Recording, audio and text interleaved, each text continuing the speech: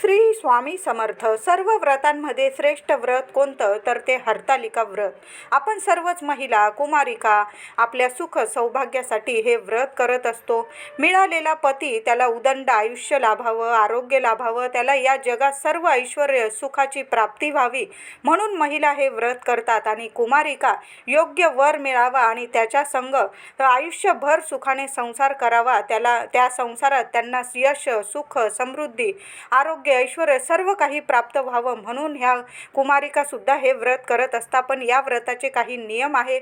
महिलांनो, हे व्रत करताना काळा रंग वर्ज्य करा. काळ्या रंगाची साडी परिधान करू नका. लाल, हिरवा, पिवळा रंगाची साडी घाला आणि खास करून हिरव्या रंगाच्या बांगड्या, नवीन काचेच्या बांगड्या या दिवशी हातात नक्की घाला. सर्वांनी, कुमारिका असेल, महिला असो, सर्वांनी काचेच्या हिरव्या, लाल रंगाच्या बांगड्या अवश्य घाला. तरच तुम्हाला व्रताचं फळ